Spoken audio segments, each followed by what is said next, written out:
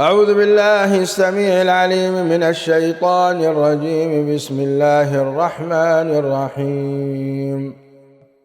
لا يحب الله الجهر بالسوء من القول إلا من ظلم، وكان الله سميعا عليما. إن تبدوا خيرا أو تخفوه أو تعفوا عن سوء فإن الله كان عفوا قديرا. إن الذين يكفرون بالله ورسله ويريدون أن يفرقوا بين الله ورسله ويقولون نؤمن ببعض ونكفر ببعض ويريدون أن يتخذوا بين ذلك سبيلا. أولئك هم الكافرون حقا، وأعتدنا للكافرين عذابا مهينا.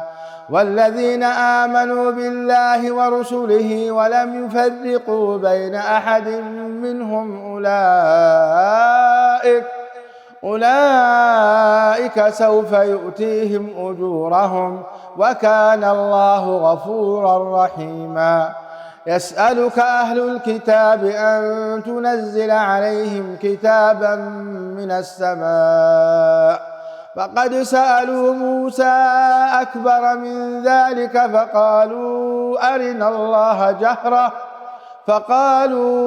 أرنا الله جهرة فأخذتهم الصاعقة بظلمهم، ثم اتخذوا العجل من بعد ما جاءتهم البينات فعفونا عن ذلك وآتينا موسى سلطانا مبينا.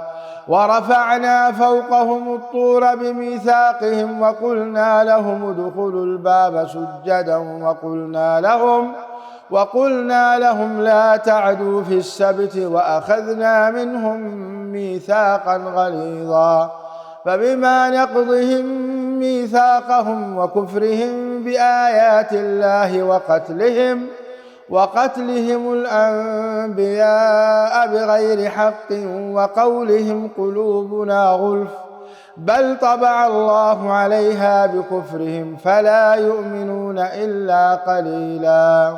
وبكفرهم وقولهم على مريم بهتانا عظيما، وقولهم إنا قتلنا المسيح عيسى ابن مريم رسول الله وما قتلوه وما صلبوه ولكن شبه لهم، وإن الذين اختلفوا فيه لفي شك منه ما لهم به من علم إلا اتباع الظن وما قتلوه يقينا، بل رفعه الله إليه وكان الله عزيزا حكيما.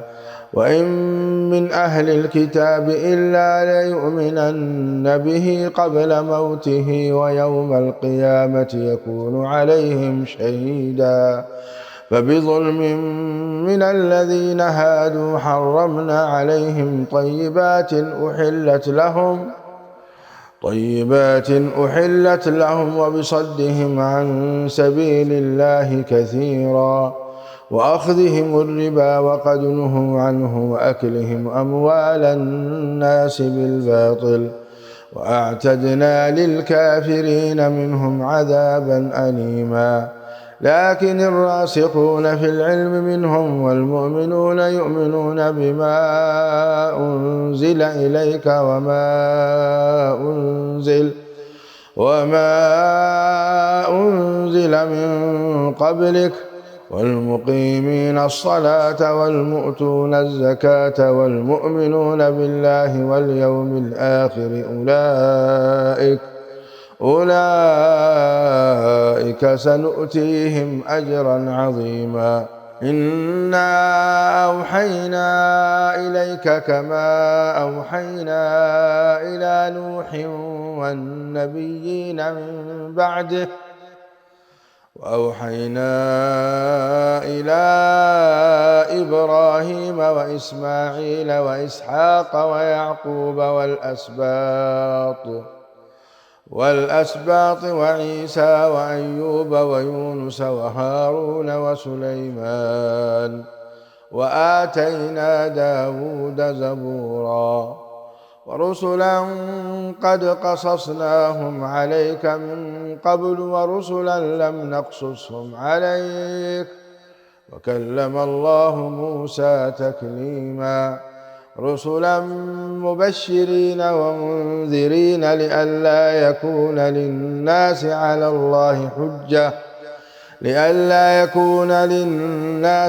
الله حجة بعد الرسل وكان الله عزيزا حكيما لكن الله يشهد بما أنزل إليك أنزله بعلمه والملائكة يشهدون وكفى بالله شهيدا إن الذين كفروا وصدوا عن سبيل الله قد ضلوا ضلالا بعيدا إن الذين كفروا وظلموا لم يكن الله ليغفر لهم ولا ليهديهم طريقا إلا طريق جهنم خالدين فيها أبدا وكان ذلك على الله يسيرا يا أيها الناس قد جاءكم الرسول بالحق من ربكم فآمنوا خيرا لكم وإن تكفروا فإن لله ما في السماوات والأرض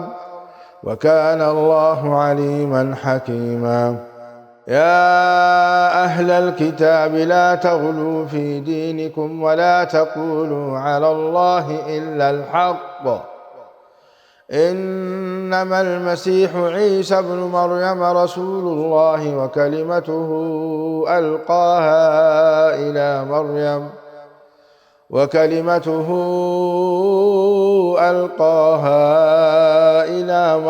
وروح منه فآمنوا بالله ورسله ولا تقولوا ثلاثة انتهوا خيرا لكم إنما الله إله واحد سبحانه أن يكون له ولد له ما في السماوات وما في الأرض وكفى بالله وكيلا لن يستنكف المسيح أن يكون عبدا لله ولا الملائكة المقربون ومن يستنكف عن عبادته ويستكبر فسيحشرهم إليه جميعا فأما الذين آمنوا وعملوا الصالحات فيوفيهم أجورهم ويزيدهم من فضله وأما الذين استنكفوا واستكبروا فيعذبهم عذابا أليما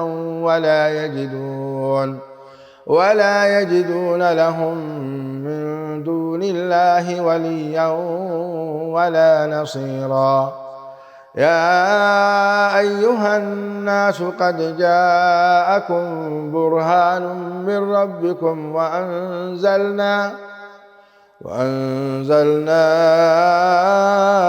إليكم نورا مبينا فأما الذين آمنوا بالله واعتصموا به فسيدخلهم في رحمة منه وفضل ويهديهم إليه صراطا مستقيما يستفتونك قل الله يفتيكم في الكلالة إن امرؤ هلك ليس له ولد وله أخت فلها نصف ما ترك وهو يرثها إن لم يكن لها ولد فإن كانت اثنتين فلهما الثلثان مما ترك وإن كانوا إخوة رجالا ونساء فللذكر مثل حظ الأنثيين يبين الله لكم أن تضلوا والله بكل شيء عليم. بسم الله الرحمن الرحيم. يا أيها الذين آمنوا أوفوا بالعقود، أحلت لكم بهيمة الأنعام إلا ما يتلى عليكم غير محل الصيد وأنتم حرم، إن الله يحكم ما يريد. يا أيها الذين آمنوا لا تحلوا شعائر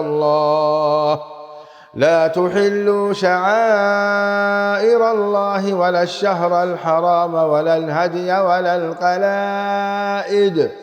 ولا القلائد ولا آمين البيت الحرام يبتغون فضلا من ربهم ورضوانا. وإذا حللتم فاصطادوا ولا يجرمنكم شنآن قوم أن صدوكم عن المسجد الحرام أن تعتدوا وتعاونوا على البر والتقوى ولا تعاونوا على الإثم والعدوان واتقوا الله إن الله شديد العقاب. حرمت عليكم الميتة والدم ولحم الخنزير وما أهل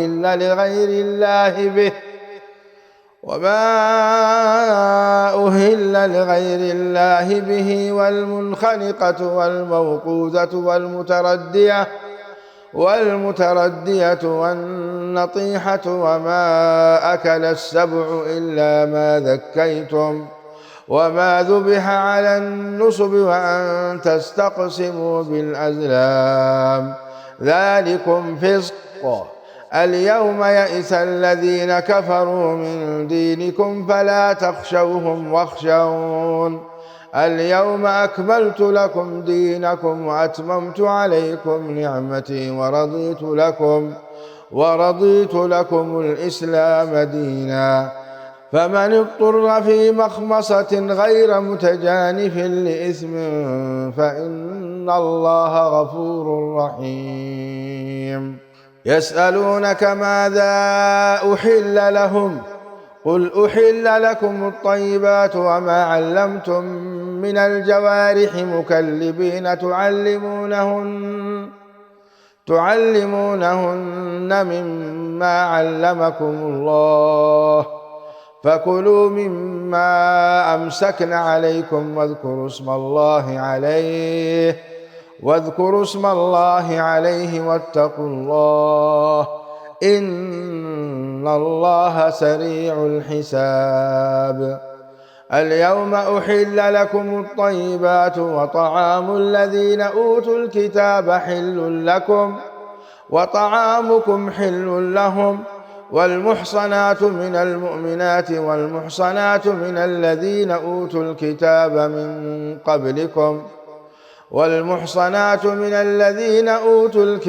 من قبلكم إذا آتيتموهن أجورهن محصنين غير مسافحين ولا متخذي أخدان، ومن يكفر بالإيمان فقد حبط عمله وهو في الآخرة من الخاسرين. يا أيها الذين آمنوا إذا قمتم إلى الصلاة فاغسلوا وجوهكم وأيديكم إلى المرافق وامسحوا برؤوسكم وأرجلكم إلى الكعبين، وإن كنتم جنبا فاطهروا، وإن كنتم مرضى أو على سفر أو جاء أحد منكم من الغائط أو لامستم النساء فلم تجدوا ماء فتيمموا تيمموا صعيدا طيبا فامسحوا بوجوهكم وأيديكم منه ما يريد الله ليجعل عليكم من حرج ولكن يريد ليطهركم وليتم نعمته عليكم لعلكم تشكرون. واذكروا نعمة الله عليكم وميثاقه الذي واثقكم به إذ قلتم سمعنا وأطعنا واتقوا الله إن الله عليم بذات الصدور. يا أيها الذين آمنوا كونوا قوامين لله شهداء بالقسط ولا يجرمنكم شنآن قوم على ألا تعدلوا اعدلوا هو أقرب للتقوى واتقوا الله إن الله خبير بما تعملون. وعد الله الذين آمنوا وعملوا الصالحات لهم مغفرة وأجر عظيم. والذين كفروا وكذبوا بآياتنا أولئك أصحاب الجحيم. يا أيها الذين آمنوا اذكروا نعمة الله عليكم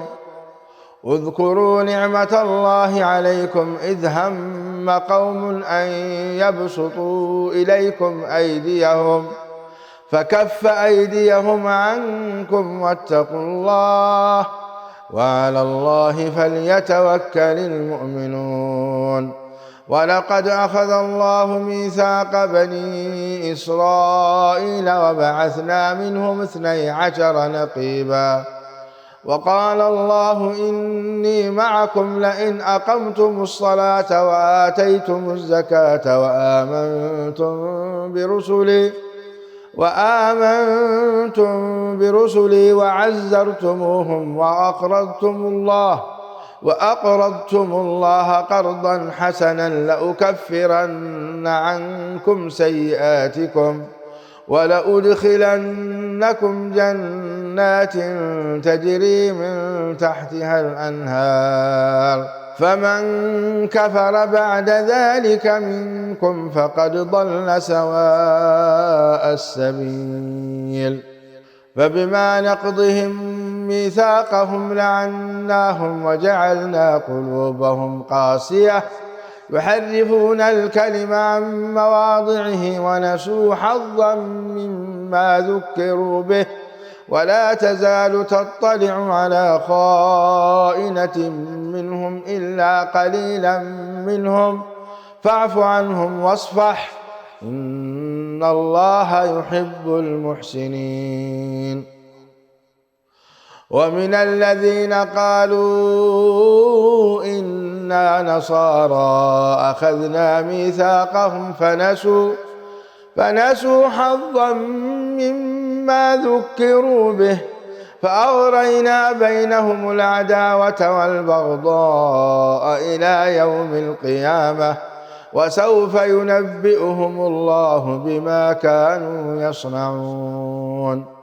يا أهل الكتاب قد جاءكم رسولنا يبين لكم كثيرا مما كنتم تخفون من الكتاب ويعفو عن كثير قد جاءكم من الله نور وكتاب مبين يهدي به الله من اتبع رضوانه سبل السلام ويخرجهم من الظلمات إلى النور بإذنه ويهديهم إلى صراط مستقيم.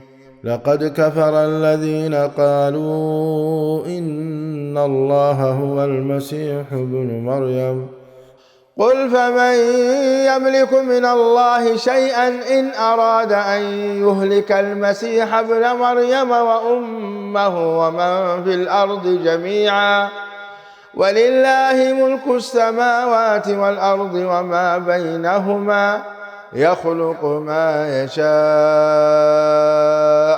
والله على كل شيء قدير. وقالت اليهود والنصارى نحن أبناء الله وأحباؤه قل فلم يعذبكم بذنوبكم بل أنتم بشر ممن خلق يغفر لمن يشاء ويعذب من يشاء ولله ملك السماوات والأرض وما بينهما وإليه المصير. يا أهل الكتاب قد جاءكم رسولنا يبين لكم على فترة من الرسل أن تقولوا ما جاءنا من بشير ولا نذير فقد جاءكم بشير ونذير والله على كل شيء قدير.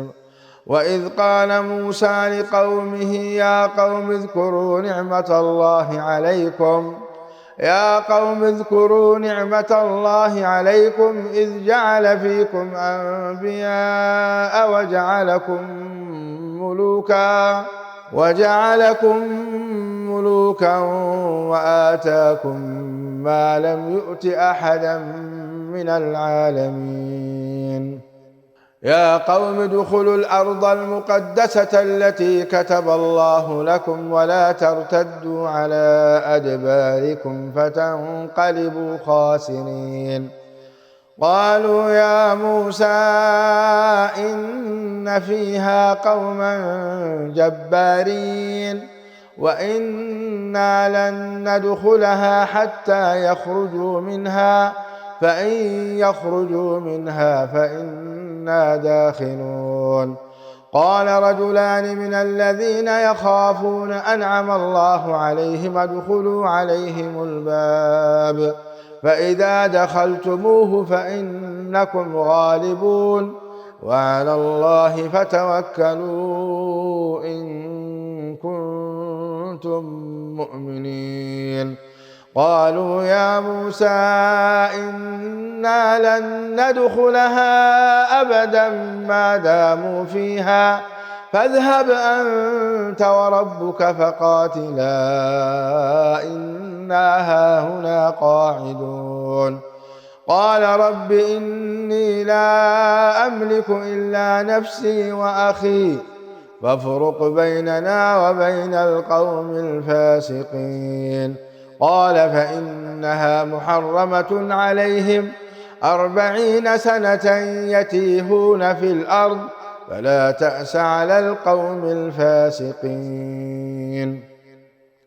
واتل عليهم نبأ ابني آدم بالحق إذ قربا قربانا فتقبل من أحدهما ولم يتقبل من الآخر قال لأقتلنك قال إنما يتقبل الله من المتقين. لئن بسطت إلي يدك لتقتلني ما أنا بباسط يدي إليك لأقتلك إني أخاف الله رب العالمين.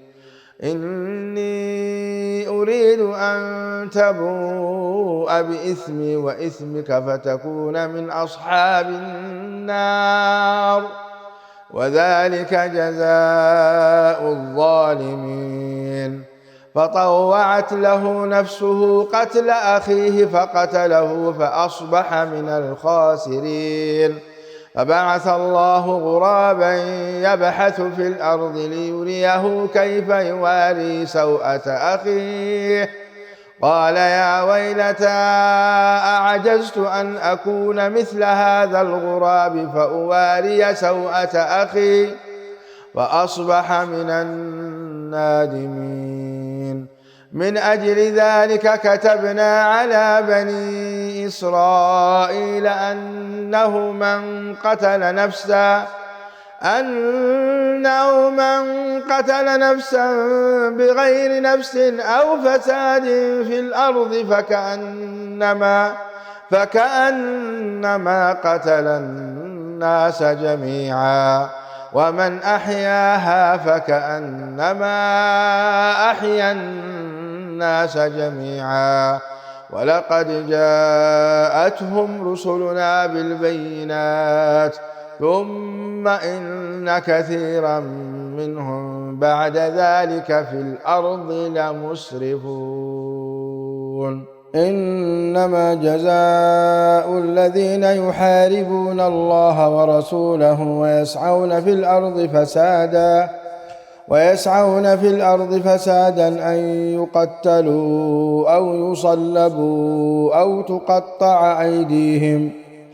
أو تقطع أيديهم وأرجلهم من خلاف أو ينفوا من الأرض، ذلك لهم خزي في الدنيا ولهم في الآخرة عذاب عظيم.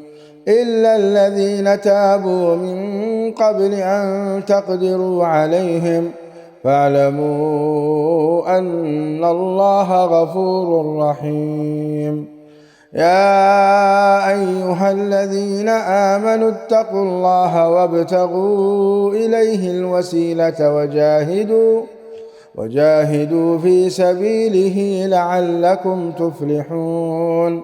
إن الذين كفروا لو أن لهم ما في الأرض جميعا ومثله معه ليفتدوا به من عذاب يوم القيامة ما تقبل منهم ولهم عذاب أليم. يريدون أن يخرجوا من النار وما هم بخارجين منها ولهم عذاب مقيم. والسارق والسارقة فاقطعوا أيديهما جزاء بما كسبا نكالا من الله والله عزيز حكيم. فمن تاب من بعد ظلمه وأصلح فإن الله يتوب عليه إن الله غفور رحيم. ألم تعلم أن الله له ملك السماوات والأرض يعذب من يشاء ويغفر لمن يشاء والله على كل شيء قدير.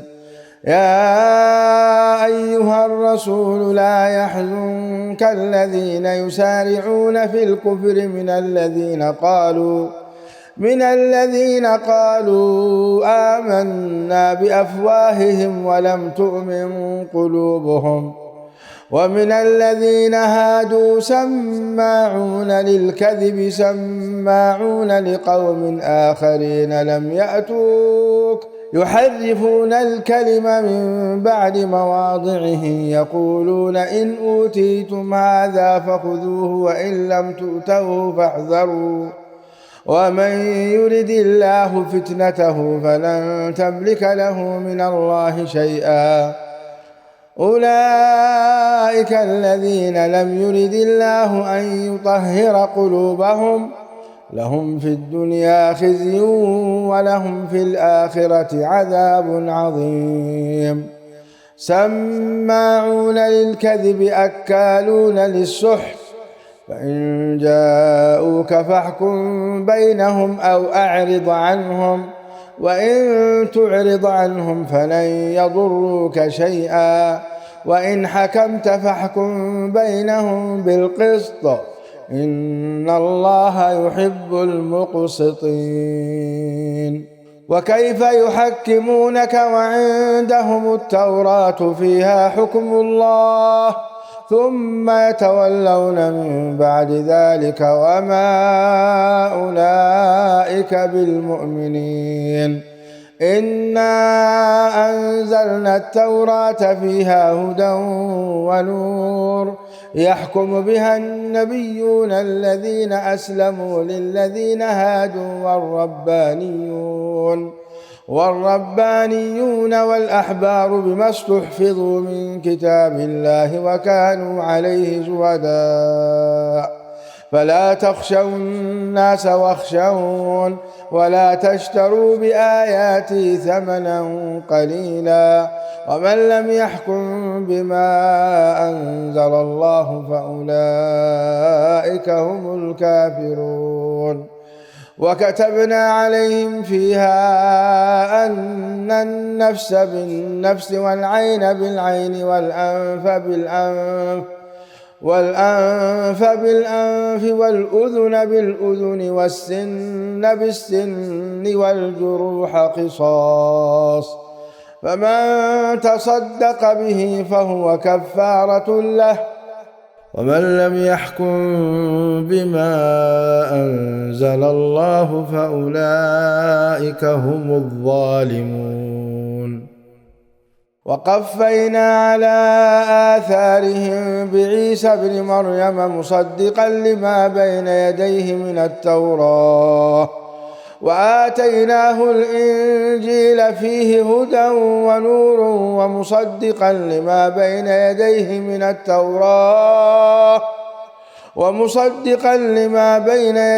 من التوراة وهدى وموعظة للمتقين. وليحكم أهل الإنجيل بما أنزل الله فيه، ومن لم يحكم بما أنزل الله فأولئك هم الفاسقون. وأنزلنا إليك الكتاب بالحق مصدقا لما بين يديه من الكتاب ومهيمنا عليه، فاحكم بينهم بما أنزل الله ولا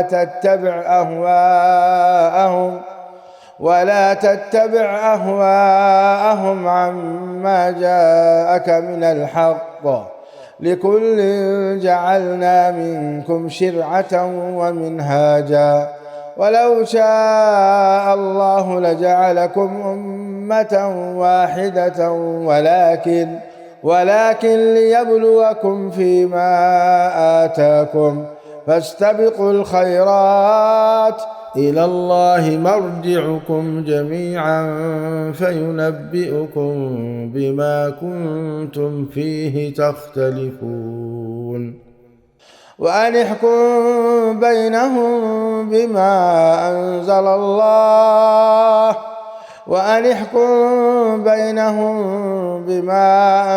الله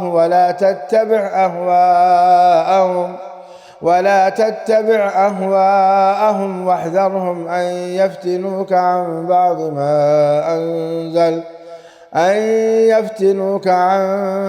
ما أنزل الله إليك، فإن تولوا فاعلم أنما يريد الله أن يصيبهم ببعض ذنوبهم وإن كثيرا من الناس لفاسقون.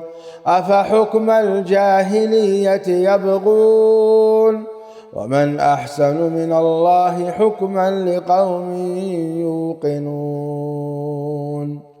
يا أيها الذين آمنوا لا تتخذوا اليهود والنصارى أولياء بعضهم أولياء بعض ومن يتولهم منكم فإنه منهم إن الله لا يهدي القوم الظالمين. فترى الذين في قلوبهم مرض يسارعون فيهم يقولون نخشى أن تصيبنا دائرة فعسى الله أن يأتي بالفتح أو أمر من عنده فيصبحوا على ما أسروا في أنفسهم نادمين. ويقول الذين آمنوا أهؤلاء الذين أقسموا بالله جهد أيمانهم إنهم لمعكم حبطت أعمالهم فأصبحوا خاسرين. يا أيها الذين آمنوا من يرتد منكم عن دينه فسوف يأتي الله بقوم يحبهم ويحبونه أذلة على المؤمنين أعزة على الكافرين يجاهدون في سبيل الله ولا يخافون لومة لائم ذلك فضل الله يؤتيه من يشاء والله واسع عليم. إنما وليكم الله ورسوله والذين آمنوا الذين يقيمون الصلاة ويؤتون الزكاة وهم راكعون. ومن يتول الله ورسوله والذين آمنوا فإن حزب الله هم الغالبون. يا أيها الذين آمنوا لا تتخذوا الذين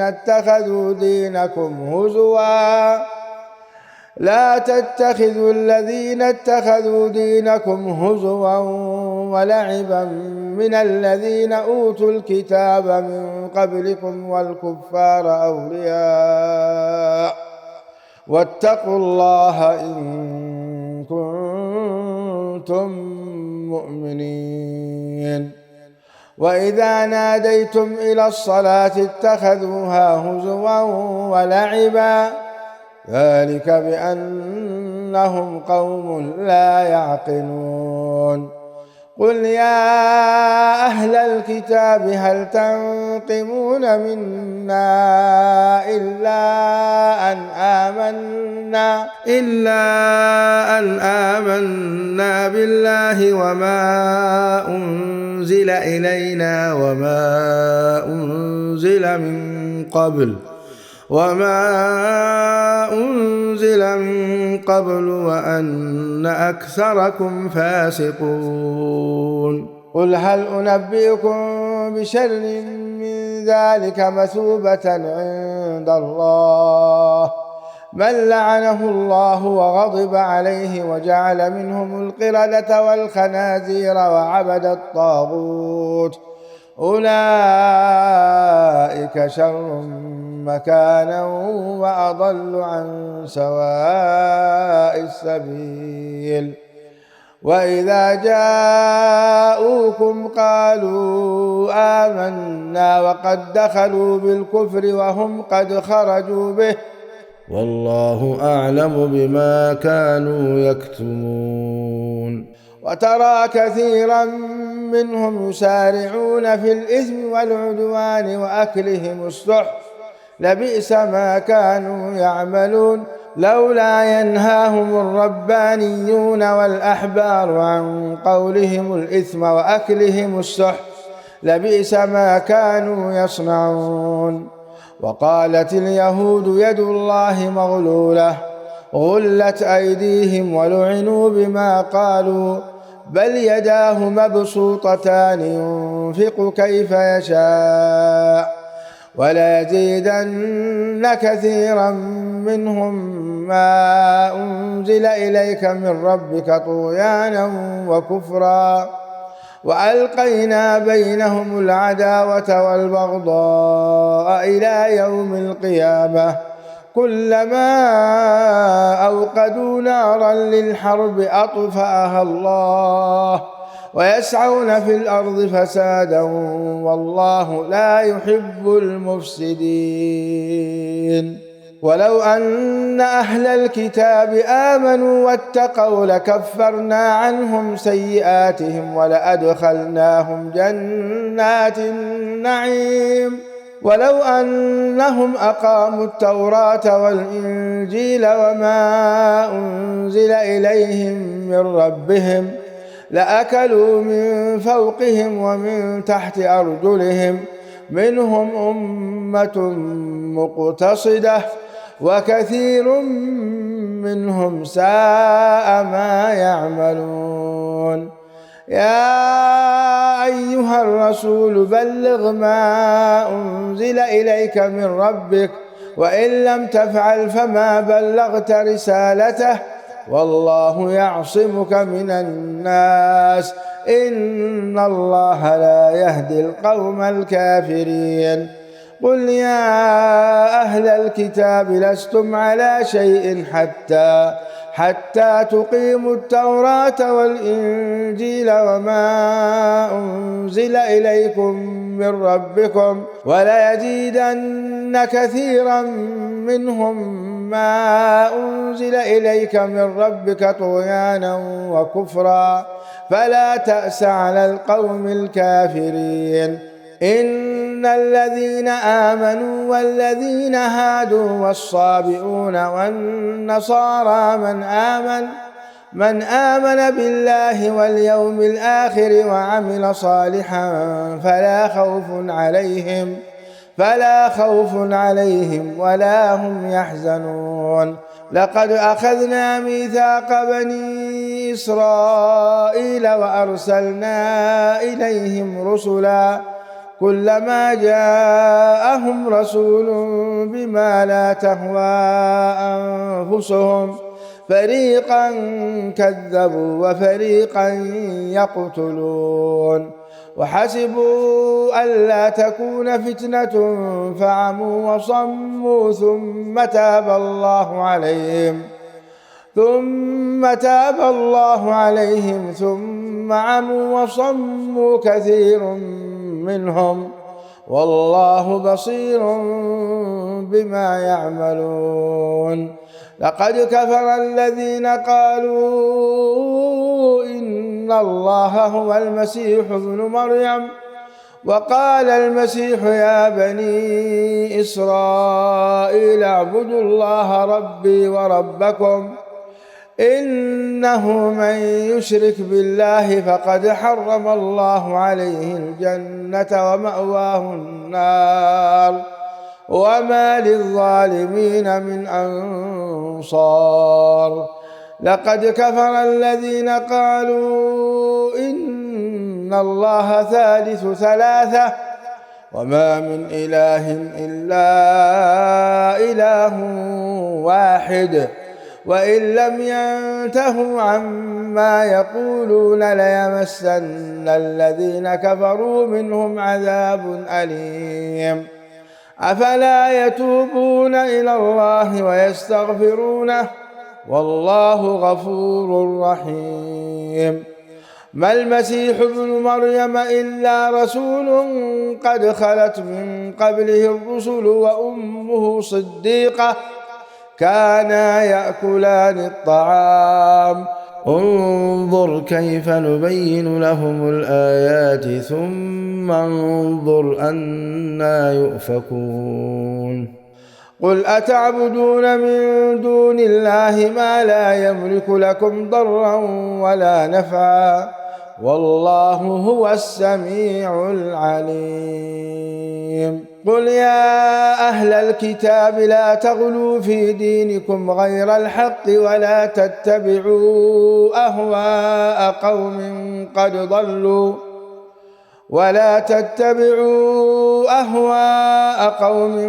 قد ضلوا من قبل وأضلوا كثيرا وضلوا عن سواء السبيل. لعن الذين كفروا من بني إسرائيل على لسان داود وعيسى بن مريم ذلك بما عصوا وكانوا يعتدون. كانوا لا يتناهون عن منكر فعلوه لبئس ما كانوا يفعلون. ترى كثيرا منهم يتولون الذين كفروا لبئس ما قدمت لهم أنفسهم أن سخط الله عليهم وفي العذاب هم خالدون.